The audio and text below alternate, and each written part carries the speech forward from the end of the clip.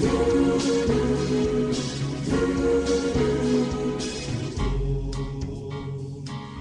ng takot sa inyong damdamin, ang pangalan niya ay laging tawagin, at siya'y nakikinig sa bawat hinaing.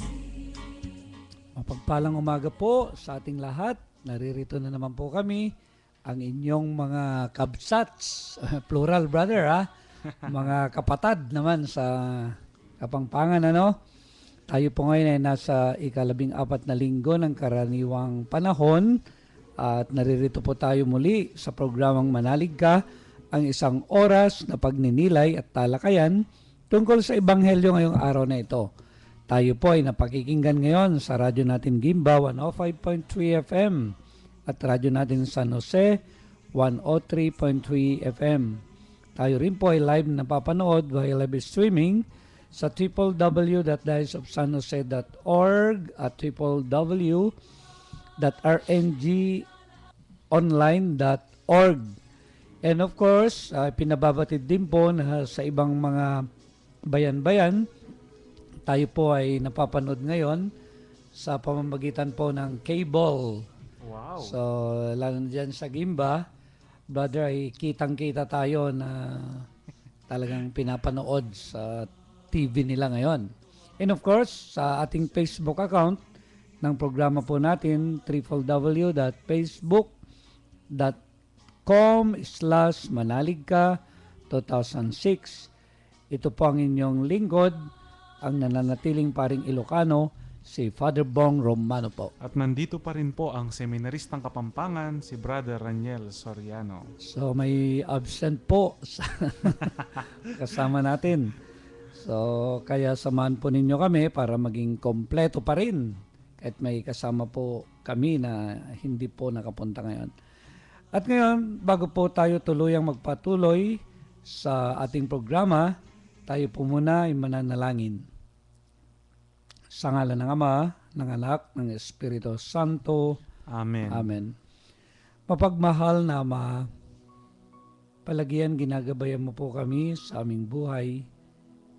Hinihingi po namin ng tulong mo upang tunay na sa pamamagitan ng iyong anak ay makilala ka namin palagi. Tunay nga po sana sa pagninilay sa linggong ito, sa banal na Ebanghelyo, tunay nga sana na lalo kaming mapalapit sa iyo sa pamamagitan ng iyong anak na si Jesus. Tulungan mo po kami, gabayan mo ang lahat ng nakikinig, tulungan mo po sila at subaybayan sa kanilang pangailangan. At Ama, hiniling po namin na nawa lahat ng mga magsasaka ay pagkalooban ng sapat na ulan upang tunay na may pagpatuloy po ang aming pagsasaka. Ang lahat ng ito, Ama, hiniling namin sa ngalan ng iyong anak at ng Espiritu Santo magpasawalang hanggan. Amen. Sa ngalan ng Ama, ng Anak, ng Espiritu Santo. Amen. Ngayon po ay pakinggan natin ang Ebanghelyo ngayong linggo na ito na babasahin po ng aking nag-iisang partner, si Brother Raniel. Ang mabuting balita ng Panginoon ayon kay San Marcos. Papuri sa iyo, Panginoon.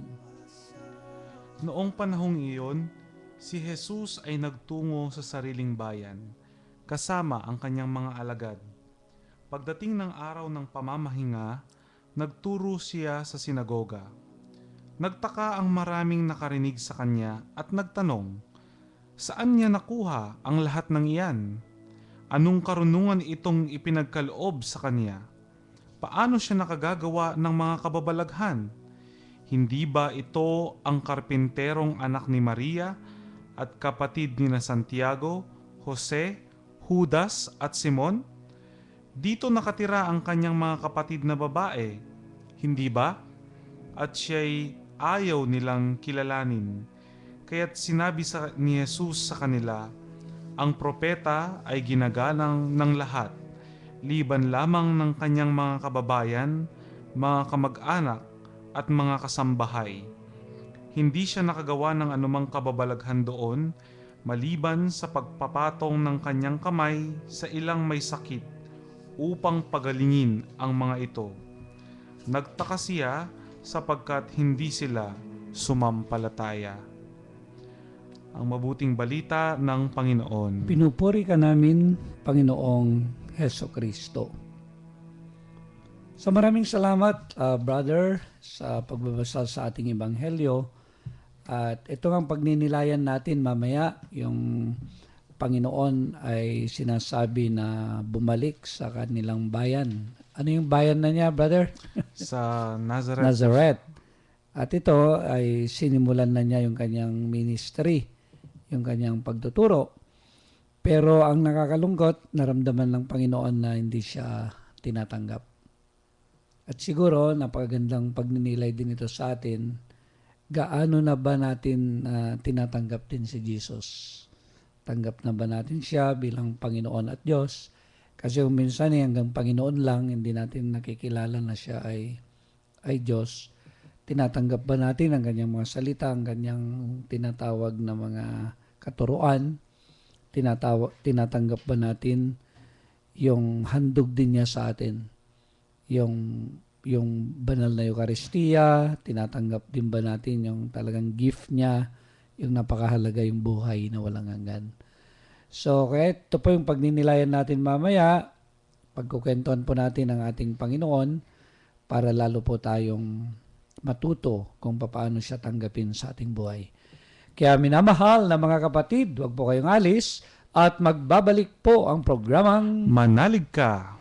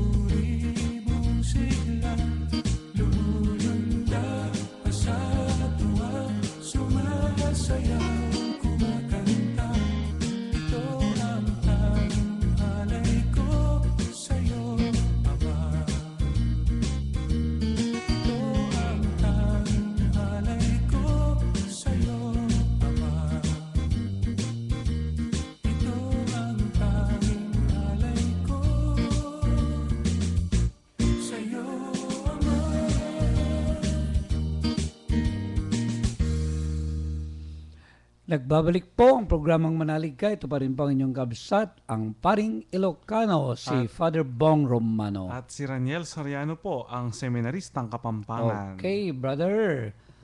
So, narinig natin kanina, binasa natin yung Ebanghelyo. Baka pwede ay ikwento mo para muli ay marinig nila yung kwento natin ngayong Ebanghelyo na ito. Kwento, brother. Opo. Father, parang mayroon pong pumapasok sa imagination ko habang binabasa itong Ebanghelyo kanina eh. Para pong itong si Jesus ay, di po ba pag umuwi ka sa sarili mong bayan, parang napakasayap mo yung Siyempre. parang balikbayan. So siguro parang balikbayan ang pakiramdam ni Jesus. So umuwi po siya sa Nazareth, sa kanyang bayan, kasama po yung kanyang mga alagad. So sabi po sa ating Ebanghelyo, pagdating po ng araw ng pamamahinga, siya ay nagturo sa sinagoga. Yan. Humanda kayo. Sabi siguro, magtuturo ako. Opo, siguro talagang siya po, excited din po siguro siyang magturo at magkwento, mangaral, magpagaling sa kanyang mga kababayan. Oo. Pero parang naging baligtad po yung reaksyon ng kanyang mga kababayan sa kanyang pagtuturo. Ang sinasabi pa po nila ay saan niya nakuha ang lahat ng yan. Parang Alam mo, ano kaya yung tono nun, yung siguro namanghaba kayo, no? Parang sarcastic. hindi Saan pa, niya nakuha? Parang gano'n. para pong siguro inggit, inis din sila Inggit, na parang palagay ko po, sino tong nagmamarunong na to? Hindi yan, ba parang yung, gano'n, oo. Di ba kilala natin yung kanyang mga magulang? Ayan, Siya'y anak lang ng karpintero at ni Ayan. Maria. Kilala pa natin ang kanyang mga kapatid. So parang dun po sa pagtuturo ni Jesus may judgment na agad Yun. na sino ba yan? Ba't nagtuturo-turo dyan eh? Parang kakilala lang natin yan. Saan naman niya napulot yung mga bagay na yan? Oo. Kaya parang siguro narinig po yun ni Jesus at sumama po yung loob niya. Ang sabi niya po dito, ang propeta ay ginagalang ng lahat, liban lamang ng kanyang Ayun, mga kababayan, mga kamag-anak at mga kasambahay. So siguro naramdaman din po niya, disappointed din siya. Kaya Rejection, parang Opo. nire-reject siya talaga. Opo, kaya naman imbis po marami yung pagalingin niya dun sa lugar nila ay kakaunti. At Ayun. yun nga po pagkahuli ng sabi sa Ebanghelyo, nagtaka pa siya sapagkat hindi sila sumasampalataya. Oo. So, parang yung kanyang homecoming, yung kanyang pagbabalik bayan ay hindi naging magandang karanasan. Alam mo, brother, yung kwento, actually, hindi sinabing anak ng karpintero pa kundi sabi, hindi ba ito ang karpinterong anak ni Maria? Oo nga po pala. So parang sinasabi, karpintero lang to Saan niya nakuha yung kanyang galing, mga ganon. Tapos parang walang bilib. Opo, hindi talaga. Oo, mga bumilib ganon. ito. And then, yung anak ni Maria, yung ganon, parang pang-insulto rin ito, brother. Kasi nga, usually, sabi mo, anak ni David, anak ni Jose, yung tatay ang binabanggit. Kasi nga sa kanila, yung babae ay parang second class. Opo. Parang ganun, So, dito, yung parang kinukasyon ba, sino kayang tatay nito? So, yun yung nangyari, yung tinatawag na rejection. Siguro, napakaganda na pag nilayan natin yung Ebanghelyo nga na ito, bakit hindi siya tinanggap? Siguro napakaganda na makita natin doon kasi napakahalagang reminder sa atin yan. Pwede pa rin mangyari ito kahit sa kasalukuyang panahon. Sabi nga nila, brother, meron daw kasi yung, hindi ba, parang nangyayari dito, kakilala nila siya yung familiarity, ano na yung sa English yun? Yung pong parang familiarity breeds contempt.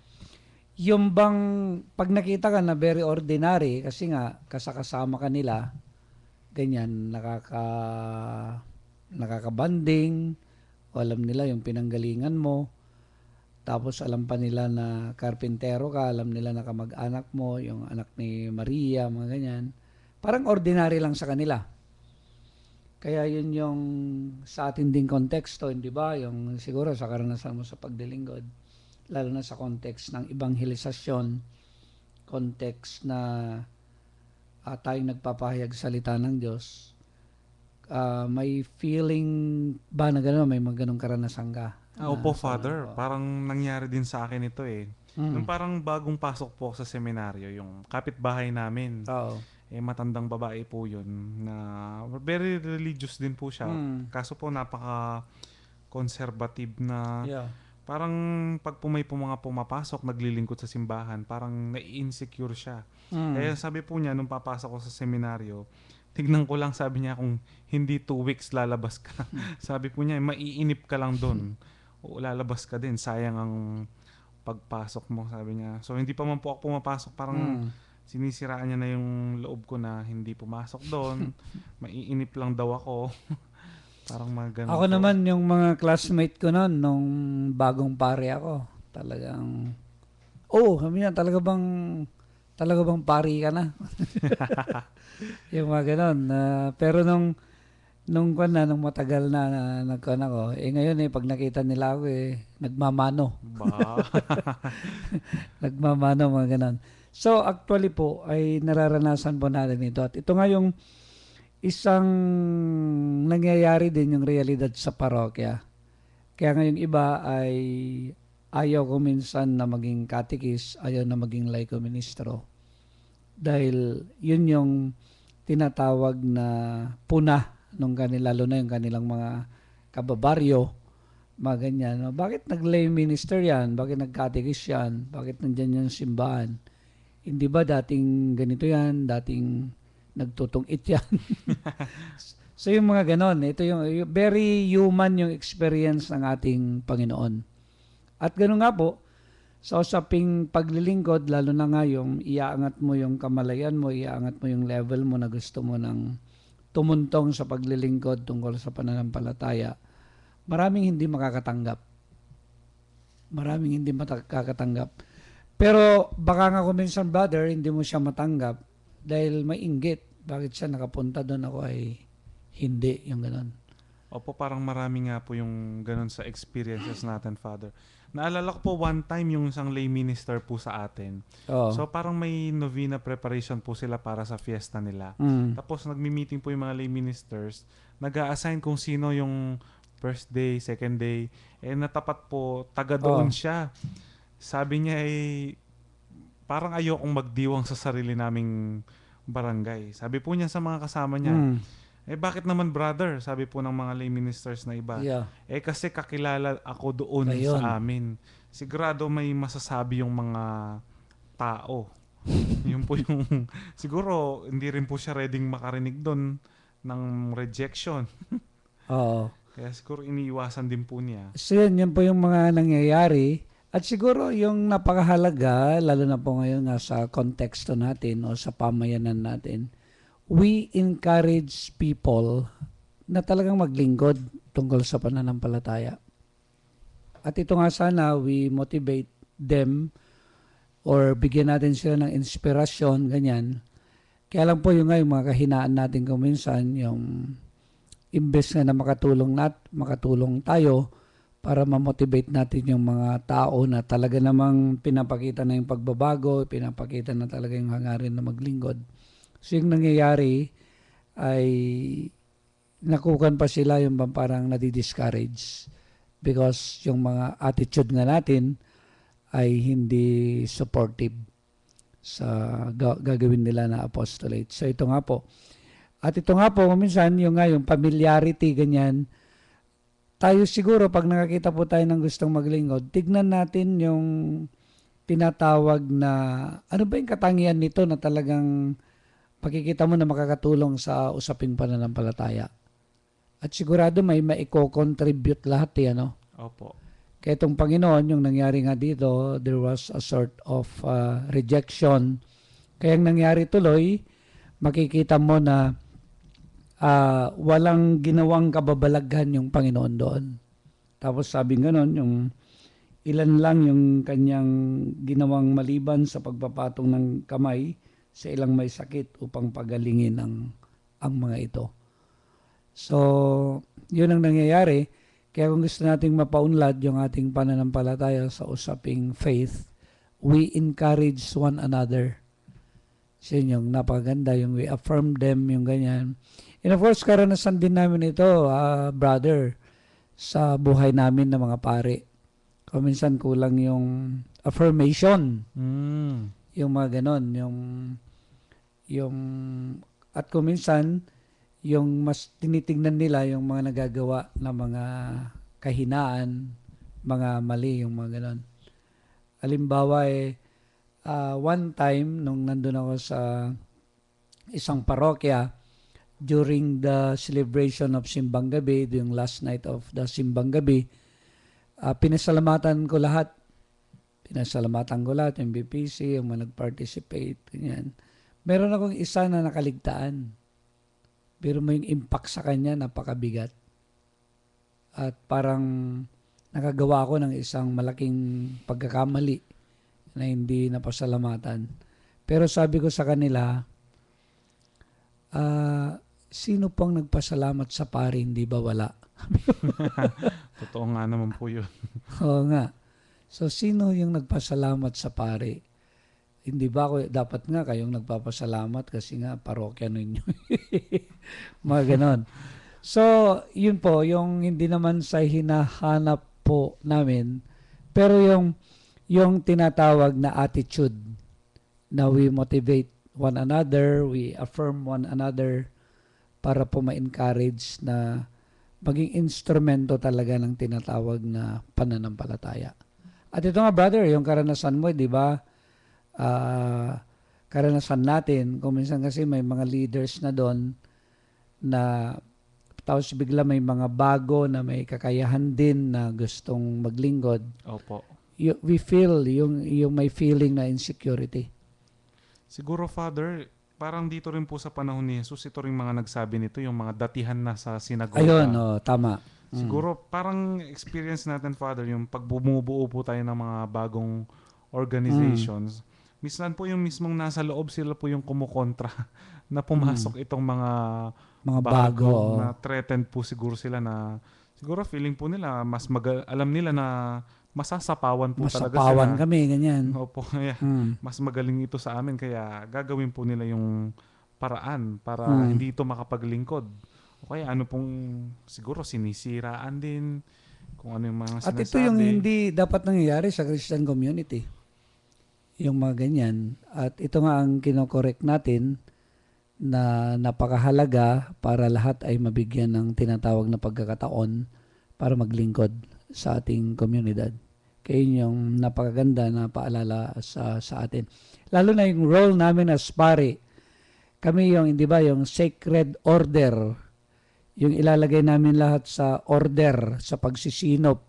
Kami yung pag-order, yung ikakamada mo lahat ng mga karisma, ng mga talento, ng mga iba't ibang mga tao, kung paano talaga ma-invite sila para yung panahon, talino, yaman nila, ay mag-participate talaga sa mission. So, yung iba hindi nila maintindihan, kaya halimbawa, mayroong isang grupo na gusto mong dagdagan, ako na insecure na. Feeling nila tinatanggal na sila. Oo nga po eh. Pero hindi naman tinatanggal, kundi dinadagdagan. At kailangan mong dagdagan kasi nga naman, kung minsan yung grupo na yon ay mahigit 10 taon na, sila-sila pa rin. Proud pa po nga sila ng iba na talagang kami lang yung tumagal dito. Pero baka sila po talaga hindi matagalan. So yun po, yung napakaganda nga po ito na reminder sa atin, at ito nga po ay nangyari nga sa ating Panginoon yun, yung feeling na na-reject siya. At tignan po ninyo, imbes na magamit yung kakayahan ng Panginoon na gumawa ng mga magagandang bagay doon, kababalagan, para matulungan yung tao. Pero ang nangyari ay, dahil yung tao ay nare-reject siya, so hindi siya nagagawa ng marami ng mga himala doon, at ilang pagpapagaling lang nagawa niya. Pero alam mo brother, kapag sa usaping paglilingkod kasi, usapin sa level ng pananampalataya, kasi alam mo yung Panginoon nga, hindi ba, alam natin na taga-langit yan, di ba? Opo. Mamamayan ng langit na pumunta dito sa lupa para turuan tayo ng mga tagalupa na ma-practice natin yung mga kaugalian na makalangit. Kung minsan, hindi natin nare-realize yun eh. Kaya pumunta yung tagalangit para tayo na mga tagalupa ay bigyan ng kasanayan na yung attitude din natin ay makalangit. At yun yung napakahirap. At yung hirap doon, brother, ay dahil tayo ay nakasanayan natin yung tinatawag na makamundong ugali. Mm-mm. Tayo laking mundo at yung matutunan natin yung makalangit, kailangan maging bukas ka sa ating Panginoon.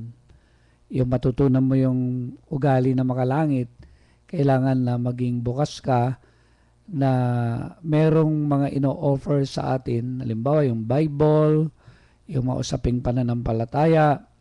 Kaya nga meron tayong mga Christian, yung mga pinag-aralan natin nung bata tayo. Yung mga Christian formation po, mga ganon. Oo, mga ganon.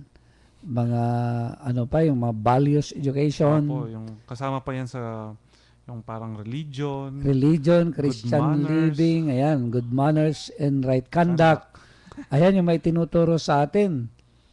Dahil gusto na matuto rin tayo na hindi lang yung mga practices sa mundo. Kasi minsan, tignan nyo pag alimbawa sa usaping politics na lang, kung sa pamamaraan ng mundo mo ipapractice ito, hindi sa pamamaraan na sa batas ng Diyos. Tapos, pag ituturo mo kung ano yung right politics, hindi tatanggapin.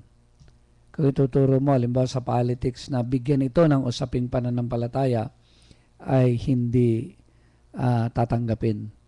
So, yun. Kaya napakahalaga na sana maging bukas tayo sa ating Panginoon para yung tinatawag na maituro sa atin yung tinatawag na mga values ay maisakatuparan natin. Kaya brother, yung kwan dito, yung hamon ay hindi siya tinanggap dahil yung mga tao ay nasa level ng makamundo.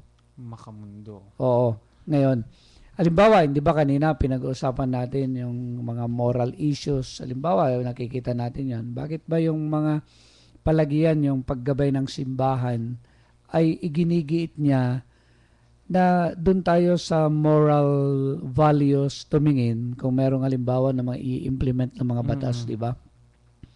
Halimbawa kanina nagme-mention ka. Ano na yung mention mo yung mga moral? Parang yun nga po dito sa mga moral principles, Father. Yung pong marami sa mga tao, pinapalabas nila na kontrabida yung simbahan yun, sa... palagi yun. Opo, sa progreso. Ito, kailangan talaga natin ito sa development. Halimbawa po, Father, yung issue po dyan sa RH law. RH na law, marami daw pong mahihirap sa Pilipinas kasi overpopulation. Sobra-sobra yung mga anak.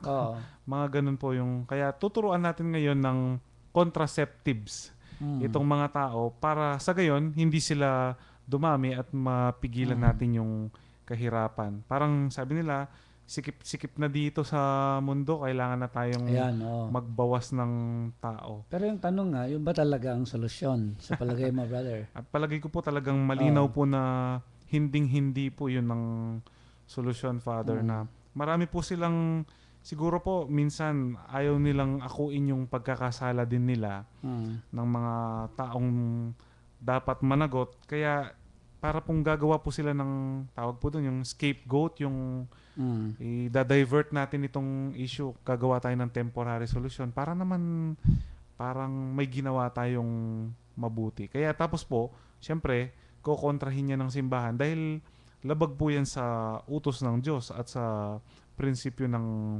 buhay. At yung napakaraming mga bansa na nagsisisi na inadapt ito kasi nga nakikita nila yung nakasanayan na ayaw mag-anak. Mga ganun. Paano mo ngayon makakatulong sa propagation ng mga tao yung kung paano mapaparami pa rin o paano talaga na itong tao na ito ay patuloy na maisabuhay o yung gift of life na ganyan. Kasi may role ka na ganon pag kinasal ka. Pero yung iba ngayon, natututo na nga na parang ayaw na nila yung responsibilidad na ganon.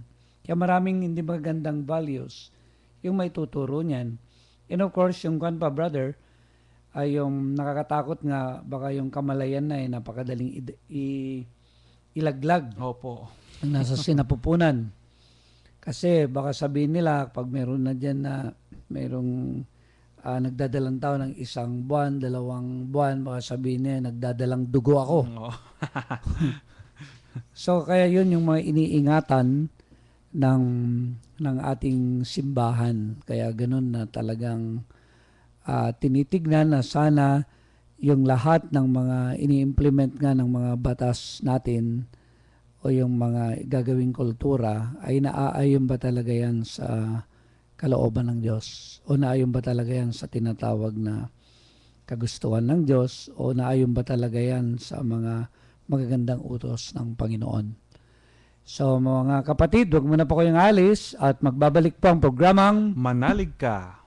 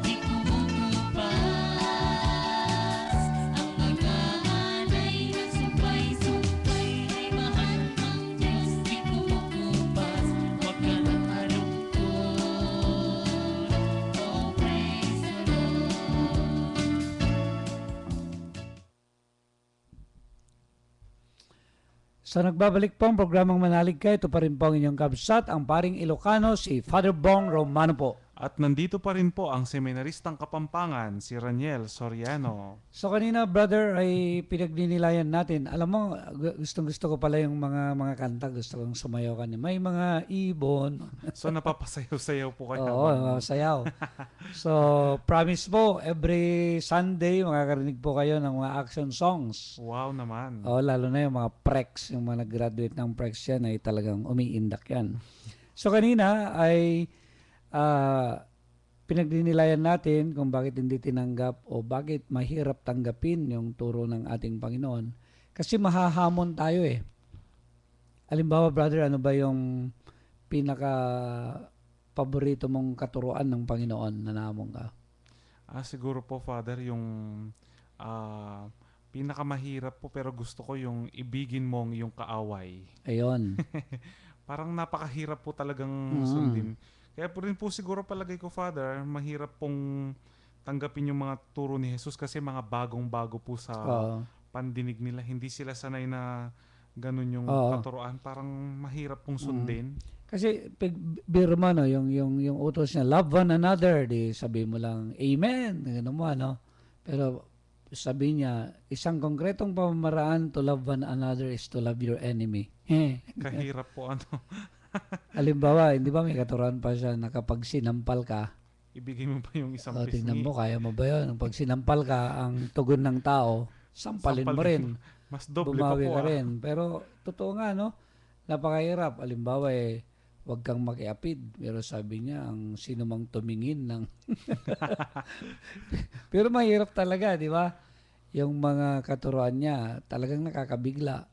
Tapos, sino po ang makakapunta sa langit? Mga ganyan, di ba? Yun, sasabihin niya, napakahirap sa isang mayaman ang pupunta sa langit.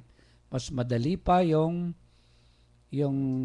kamelyo Opo, yung... na pumasok sa needle's eye, Opo. sa butas ng karayom, sabi niya, kaysa sa isang mayaman na makapunta sa langit. Pero may Marami pong mayamang nakikinig oh, siguro di sa kanya, magagalit. Father. Sabi niya, nung sinasabi nitong kwan na ito, hindi ba kami ay ligtas na kasi kami ay mga Hudyo, kami ay pinili. So mga ganon. Kaya napakahirap yung tinatawag na katuroan ng ating Panginoon. Tapos, sino yung mga mapapalad? Sabihin niya, mapapalad ay yung mga dukha. Mm-mm. Ang mga mapapalad ay yung mga pinapahirapan. Parang ang sakit, ang hirap pong isipin, mga Yung mga katuroan kabaligtaran niya. po yung iba. Ay, yun nga. Kaya alam mo na, dahil yung mga katuroan niya ay hindi sanay yung tao. Kaya ngayon ay nire-reject siya. At alam natin yung nangyari. At hindi lang yung naipon yung rejection, yung talagang na-heighten yung rejection at dumating sa punto na plinano nila na patayin yung Panginoon. Kaya yung mga ganun na nangyayari. Kaya ito yung pinagninilayan natin ngayon at yung kanina nga ikino-contextualize natin o inaangkop natin ngayon sa tinatawag na konteksto natin at nakita nga natin kanina, limbawa yung RH law, mga ganon na limbawa sabi ng simbahan na dapat wala yan pero talagang i-reject din yung simbahan. Oo nga po Oo. eh. Meron ding bagong sa internet tsaka po sa balita, sikat na sikat, Father, yung Ano yan? yung pong same-sex marriage. Mm. So, nung pong parang ang dami pong nag-comment na sa US po yata yung parang yung Supreme Court nila na inapprove yung gay marriage Mm. sa United States of America. Ano yung mas maraming comment, brother? Natutuwa o nalulungkot? Actually, Father, yung pong maraming mga Catholics na naiintindihan yung pananampalataya, nalulungkot sila. Pero yung pong iba nga ay tuwang-tuwa po sila. Nagbubunya, no? O, naglalagay pa po, sabi nila, parang sa Facebook nakita ko, change your profile picture into a rainbow. Parang ganun. Yun daw po yung mga pro dun sa same-sex Mga rainbow. marriage. Opo, pag may rainbow, ibig sabihin po yan, pro yan sa same-sex. Na para pong doon na naman, tinatanong po yung mga bishops sa US Oo. kung ano ba ang sa tingin yung tama. Sabi po nila from the beginning, Ayun. alam po ninyo ang katuroan ng simbahan. Katuroan ng Diyos, katuroan ng Bible. Kaya nga po yung binabasa natin kapag nagkakasal kami. At iniwan nilang kanilang ama't ina, ang babae at lalaki at sila'y nagsama. At ngayon ay hindi na sila dalawa kundi isa. So yung talagang nakalagay na babae at lalaki. Opo. Kasi nga, una, bakit kayo kakasal? Para makatulong nga kayo sa tinatawag na yung sa lahi. Opo. Ayun, yung napakahalaga yun, paano ka makakaproduce kung pareho kayong lalaki o parehong babae. Kaya yun po, yung basihan palagi ng ating simbahan kapag nagsalita sa mga issue ay palagian sa katuroan ng Panginoon. Opo, Father, natandaan ko po yung laging pinagdidikdikan nung professor namin sa marriage, yung canon law namin at saka liturgy. Basta yung marriage, sabi niya, matatawag mong marriage yan kung merong dalawang purpose, sabi niya. Unitive and procreative. Sabi po niya, pag, syempre minsan accepted na po na wala ng procreative pag yung couple, medyo matanda na hindi na magkakaanak. Pero one of the primary goals po ay talagang for the reproduction of our human race. Parang yung mga tao tutulong dun sa pagpapalaganap ng ating lahi, pagiging caretakers, mabuting katiwala ng Diyos, pangangalaga sa kalikasan. Tama, oo. So, yun po. At of course, yung pagsasama, yung union between man and a woman, ganun naman palagi. So, yun po yung nakalagay sa Bible alangan naman na magbura tayo ng bersikulo. Kung ano lang po yung gusto natin, yun lang O pipiliin yung selective natin. ba na hindi naman pwede yun. Kaya po, Opo. and of course, sa issue na naman na ito, pag nagsalita yung simbahan na hindi pwede yan, marireject siya. Opo. Kaya lang, hindi ibig sabihin nun na kapag nire-reject siya, siya yung mali. At nangyari nga po sa Panginoon, di na tayo natuto, di ba? Sumigaw lahat na ipako sa krus.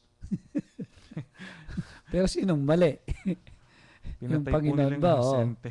So, yun nga. Yun. Tapos, of course, marami pang mga issue dyan na naninindigan yung simbahan, kaya lang nararamdaman niya na talagang nire-reject siya. Halimbawa, yung capital punishment. Oo nga po. Yung, lalo na ngayon, yung galit ng tao sa mga gumagawa ng masama, dapat patayin na yan, dapat bitayin na yan. Mga ganon. Pero yung simbahan ay mananatili na huwag kang papatay. Minsan, Father, naalala ko, binabaligtad pa po nila yung simbahan. Sabi nila sa Old Testament, an eye for an eye, a tooth for a tooth. So kung pumatay, karapat dapat lamang na patayin din. Kaya siguro po, hindi nila naintindihan. May New Testament May na. new commandment. Yung nga, yung ating Panginoon. Huwag kang papatay. Yung nga, makikita mo yung mga katuruan ng ating Panginoon na talagang actually, yung katuruan niya naman talaga ay kung paano ka magmahal. Opo. Yung pagmamahal. So, yun po.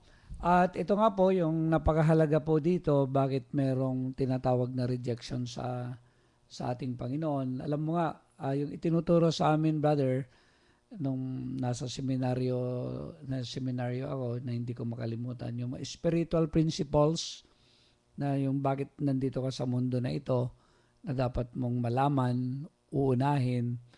Yung una daw, brother, kasi nga makikita natin dito ay hindi nila kakilala si Jesus. Kaya napakahalaga talaga yung tayo ngayon, lalo na sa present time natin, ay yung to know Jesus. To know God. So, napaka-basic po, ano? Napaka-basic. Kasi pag hindi mo makilala yung Panginoon, ay hindi ka maniniwala sa Kanya, hindi mo siya paglilingkuran, hindi mo siya mamahalin. Kaya ito siguro, at yung mga hamon natin sa ating mga nakikinig, ano yung mga pamamaraan ngayon to know Jesus? And of course, palagi ang sinasabi, yung makilala mo si Jesus, doon mo nakikilala ang Diyos. Wow, At yung napakaganda po. pagkilala mo sa Diyos, ay dapat mong kilalanin si Jesus. Kaya napakahalaga yan sa buhay natin, tayo na mga Kristiyano. Kaya ngayon siguro, ano yung mga ina-advise mo, lalo na sa mga kabataan na biro mo, nag-attend kami ng DPA, brother. Ayo nga pala, congratulations po sa mga nag-attend ng DPA. Nakalimutan natin yan, no? Yung Diocesan Pastoral Assembly, yung ikalimang pangkalahatang pagpupulong sa ating diocese.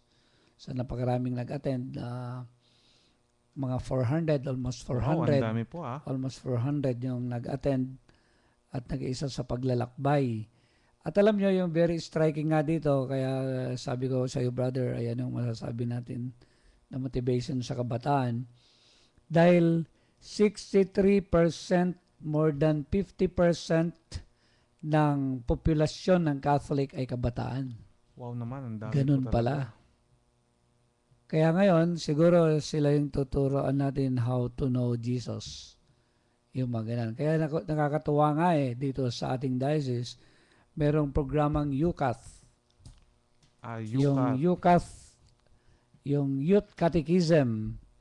So, every Friday ay merong programa sa UCAT, yung sa ibang istasyon. Pero babanggitin natin, para yung iba makinig din doon sa 99.7, yung Radio Maria. Wow. So, Catechism on Air po para sa Catechism mga on kabataan. Air para sa mga kabataan. So, napakahalaga yon, yung to know Jesus.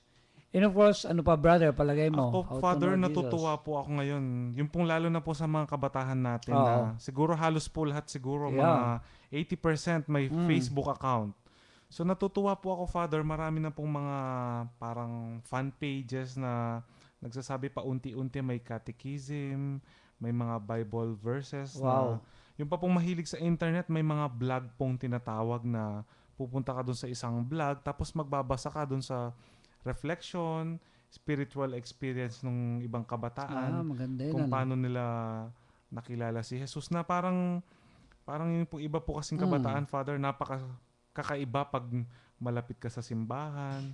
Yun po Oo. yung nagiging feeling. So, ito Yeah. pong mga vlogs na to, itong mga fan pages sa Facebook, parang sasabihin sa'yo na normal lang sa kabataan talaga na lumapit sa Oo. simbahan at makilala si Jesus. Yeah, and of course, reminder din, brother, sana iwasan nila yung away sa pananampalataya. Ay, tama po.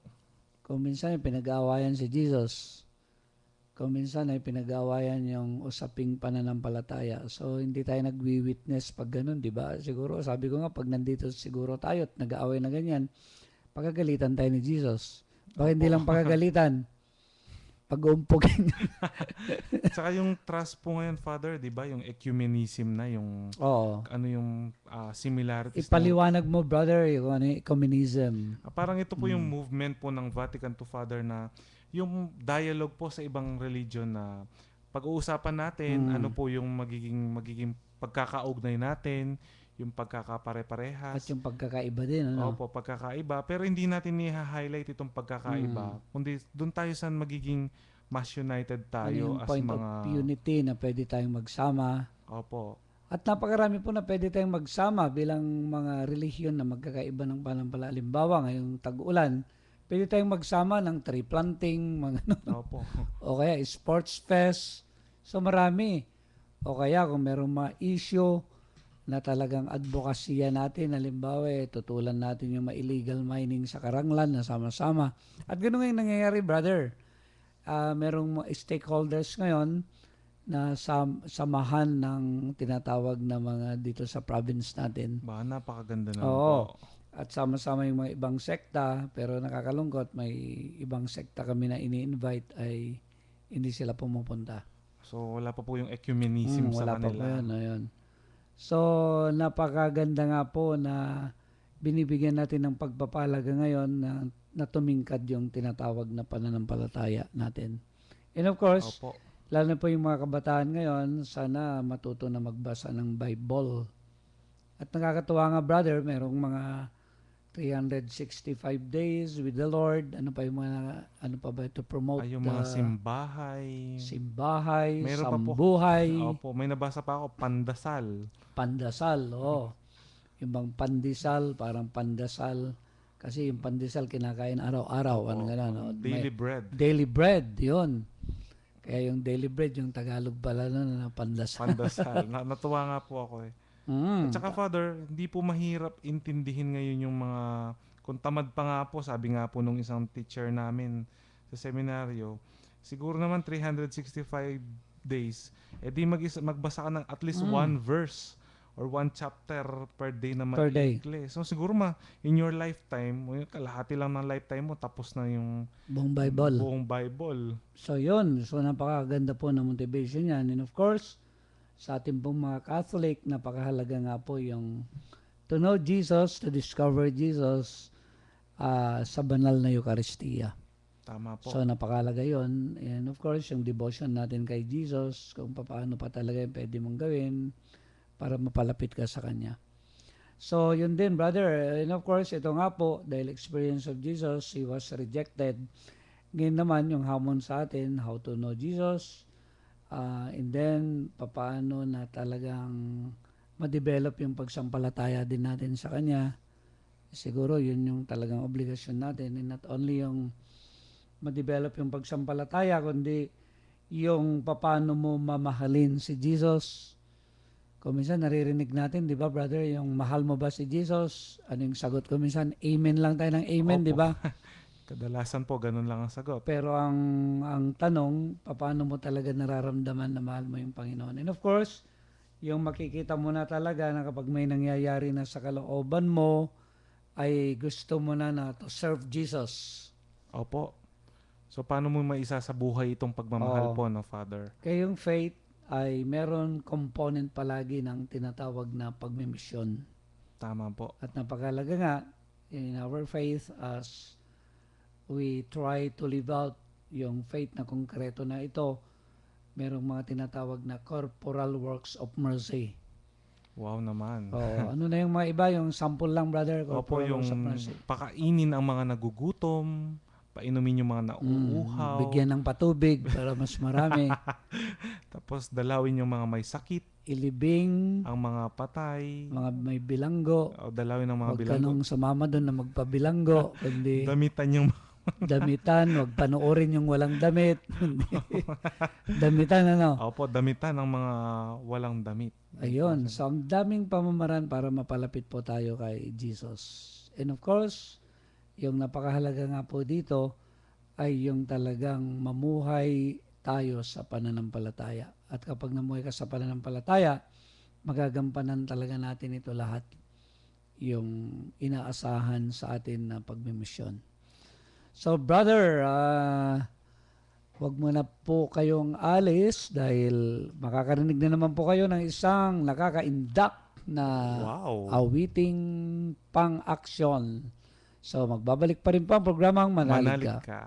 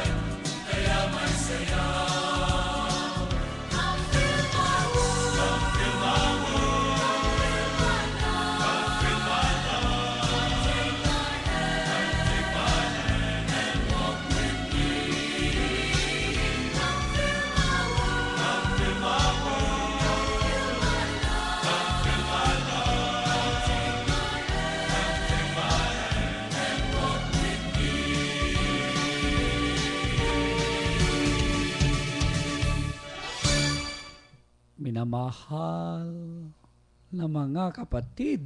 Minamahal na mga kapatid, nagbabalik po ang programang Manalig Ka. Ito pa rin po ang inyong kabsat, si Father Bong Romano. At nandito pa rin po ang seminaristang Kapampangan, Raniel Soriano. Yes, brother! At kanina nga po ay pinagkwentuhan natin na yung Panginoon ay hindi tinanggap sa kanyang sariling bayan. At ito nga yung sinasabi natin dahil yung nakita ay yung background niya na karpintero, ganyan, Anak ni Maria. anak ni Maria. At hindi nga nila in-appreciate yung paggawa niya ng mga kababalagan. And of course, yung lumalim tayo kung bakit hindi siya tinanggap dahil alam natin na yung mga katuroan niya ay napakahirap. Tama po. Sundin talaga. At ito yung problema sa atin ngayon. At hanggang ngayon, sa present sitwasyon natin, sa pananampalataya natin, pwedeng hindi mo rin tanggapin si Jesus. Kaya nga yung sabi ko nila, yung spiritual principle dapat sa buhay natin, pag sumikapan natin na kilalanin yung Diyos, kilalanin ang Panginoong Yesus, sumampalataya sa Kanya, tapos yung mahalin natin siya, at dumating sa punto talaga na naglilingkod na tayo sa Kanya. At yung paglilingkod, sabing ganon, ay taos, lubos, at Ubos. ubos. Alam mo, during our DPA, nakaka-touch yung sabi ni Bishop. Sabi niya, alam nyo, sabi niya, sasabihin ko ito sa inyo during his homily, sabi niya, ako bilang inyong obispo ay handang mamatay para sa inyo. Wow. So yung gano'n, Napakaganda yung po, paglilingkod ng gano'n, Kaya ito po, so sana hindi lang yung manatili tayo na napakababaw yung tinatawag na level ng ugnayan natin kay Jesus, kundi talagang dumating sa punto na naglilingkod tayo sa Kanya na maganda, makahulugan. So yun brother, yung mga pagninilay natin ngayon, Opo. and of course, yung mga pagbati natin. Yes, Father. So, yun po siguro, yung panghuli, kahit siguro po sa nakaranas tayo ng rejection mismo sa simbahan, kung gusto po natin talagang maglingkod, wag pong masisira ang ating loob na maglingkod. Tumuloy po tayo. Yeah, oo. So talagang po sa una siguro talagang mahirap reject ka, pero tumuloy ka at nang makita mo at mas makilala mo si Jesus. So Father, binabani ko po ang Mother of Good Counsel Seminary. Ang Dahil, seminary po natin, 65th Foundation Anniversary kailan po. brother? Ngayon po, Father. Linggo? Opo, so July 4, 5. So Family Day po may ngayon. celebration ngayon doon. Meron pong celebration. So, Siyempre po, binabati ko po lahat ng ating mga loyal na tagapakinig ng ating programang Manalig Ka, ang mga taga Muñoz lalo na po. Yan po ang aking mga binabati ngayong araw na ito. yeah, ako naman binabati ko po yung lahat ng mga delegates ng nakaraang DPA 5, yung Diocesan Pastoral Assembly o panglimang pangkalahatang pulong sa ating diocese. At ito nga brother, yung hamon, after the DPA, dahil napakaraming mga nag-report na komisyon, at yung mga komisyon na yun yung mga i-implement, yung mga atas, yung mga tuntunin, kagaya ng komisyon sa ang gagaling ng mga report sa komisyon sa Talagang Damayang, naghanda po, Oo, ano? Damayang Kristiyano, komisyon sa mga kabataan, komisyon sa mga religious, komisyon sa mga leader laiko, komisyon sa Leyte, ganyan. Tapos, yung mga komisyon sa Religious education, religious Father. education, mga ganyan. Liturgy. Sa liturhiya. So, yung mga komisyon na yun, sa clergy and seminarians, Wow, at naman. ito po ay i-implement yung mga napag-usapan dahil bumoto kami. Wala namang mga panukala na talagang nireject. Wala naman pong tinanggal O totally. mga walang tinanggal totally at lahat ng mga present nila na papers ay makita mo ay talagang binoto naman. Napakaganda naman po. Meron lang mga minsan siguro yung hindi maintindihan kaya may mga boto na hindi tiyak. At kung minsan naman merong hindi. Mga ganon. Pero part yan ng tinatawag na paglago ng ating simbahan.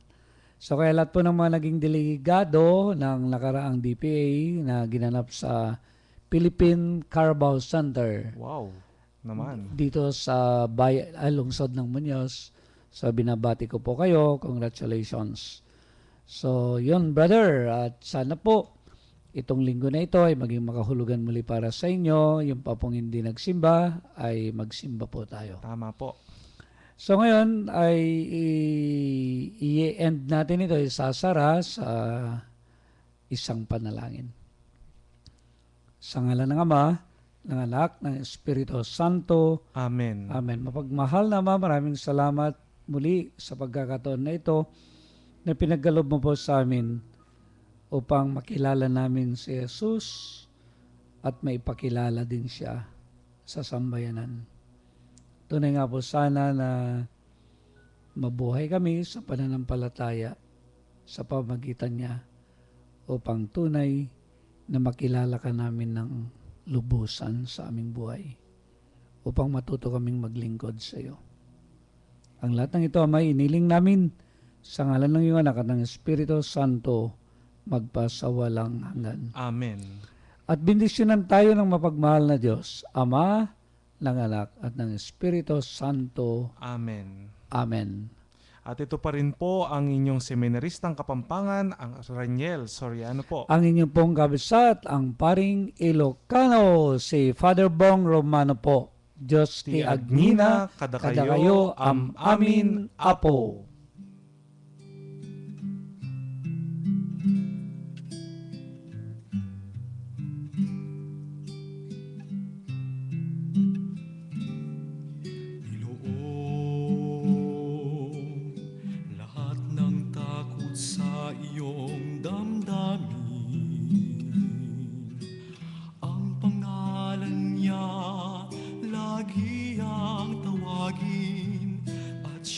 Nakikinig sa bawat hinaing,